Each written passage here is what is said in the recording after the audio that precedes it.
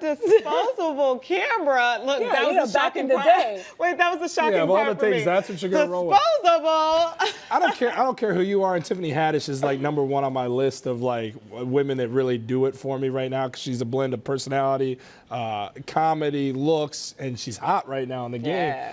But this is weird. There's no way around it. Nothing about this is like, oh, I get where she's coming from. If a guy did this, they'd have the cops called on him. He'd be getting taken to jail. This is creepy, Oh, right? absolutely. She was This like, is gotta hit those creepy. angles, snap, snap, rewind. Right, you gotta wind snap, it up. snap, rewind. Tell me what I'm missing with this one. Like, where does this make Man. sense in any way, shape, or form? It sounds like some guys did it though, and the fact that she said disposable camera, that shows you how long ago it was. Meaning maybe social media wasn't like a thing then, so you couldn't like attach people like to the public. So I guess the guys were like, okay, let's do it.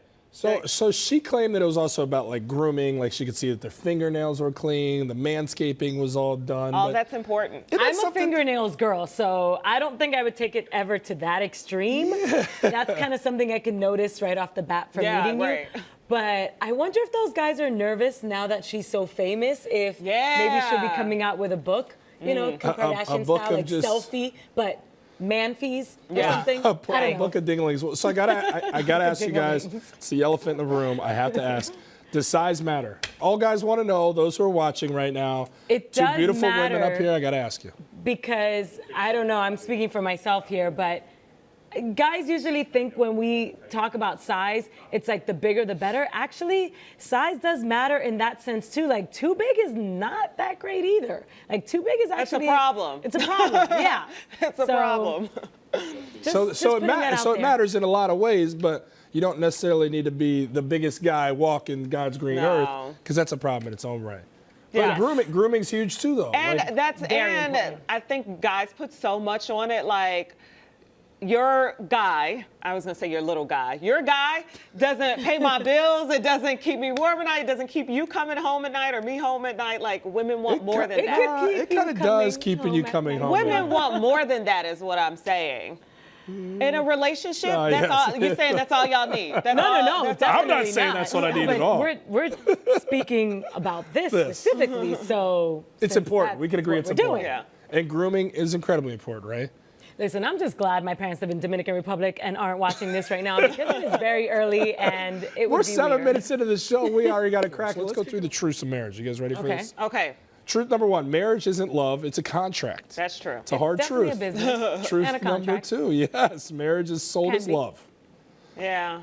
Truth number 3, Oh, yes. you need a lot more than love to make marriage work. I think we can all agree on that. Absolutely. Truth number 4, there isn't any 50-50 in marriage or love. That's not how it works. Unfortunately. Then the number 5 hard truth and the final one, commitment is stronger and more important than marriage. We can all agree on those. So let's talk about marriage in itself. We've got somebody who's married. We've got somebody, and myself, who's recently engaged. And we got somebody who's still single out there looking for the one. So what's I'm not looking. not looking. It's, No. Yeah, Don't find me. it'll come when it comes, right? I feel Yes. you. Hair flipped us all. It was So great. let me ask you, Felicia, what do you feel about this list, and what are the hard truths of marriage? Yeah, I love this list. I love this list. And and I think it's important for people, I think people miss all of the realism that comes from marriage, and they think about love and the excitement, and they think about the actual wedding. I know some people that focus so much on the wedding, and then it was like, oh wait, now what? We're actually married. Yeah. You know, they want a party. People want a party and a dress and a whole shebang, and it's like people focus so much on the magic, and they need to see like And the societal everyday, pressures. the societal pressures and the everyday stuff. So I guess I feel like societal pressure is somewhat weaning, because I had a lot of people that I know who are like, oh no, like they scoff at the idea of marriage. Like it just not right now. They can't see it in the future. So out of this list, the one that stood out to me the most is marriage is not 50-50. Like as women, I think, and it sounds nice. That's what the article said. It sounds like it's cool. It sounds like a great idea, but the fact is it's not true. It's just not true. And so with women who are working, women who are doing their career and family, like something's going to suffer. Oh, You yeah. can't have it all. And I think that's a myth. You know, You cannot have it all. For me, the biggest thing is I embrace and on my way to getting married, having been recently engaged, I realized that do it when you're ready. And I got to my mid-30s, later 30s. How long were you guys dating before? you guys 2.5 met? years. And there's no pressure from her. There's no pressure from her family. Pressure from my mother. But it's something I never paid attention to. I wasn't one of those people that felt like mid-20s, I better start to find that person. Early 20s, I better find that person. That happened for Felicia because it was just the right time and you couldn't be ignored.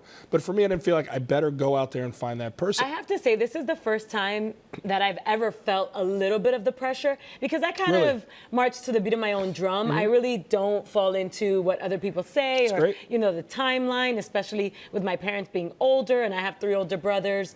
You know, I would want my dad to walk me down the aisle while he's still alive, you know, he's well in his 70s. So a little bit of that, I think, but you're not going to let that drive you, though, into making a bad decision. It's something that I've been thinking about more than ever before.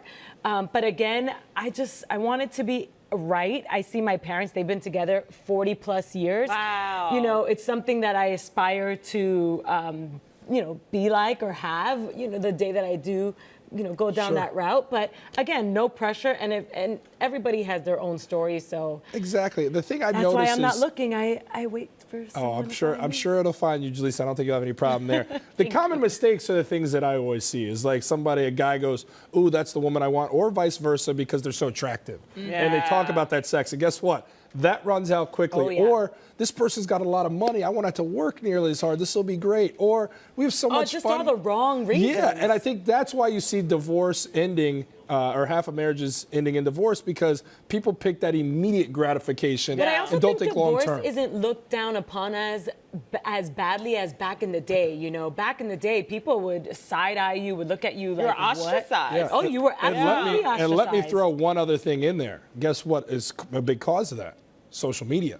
There wasn't any social media before, so there wasn't that temptation of, you can meet a woman across the country having never seen her, but look at her pictures and engage in texting back and forth with them. That wasn't present back then, so men and women weren't tempted like they are today, which I think also plays a big role. Wouldn't you guys agree? Oh, absolutely. Social media has changed everything.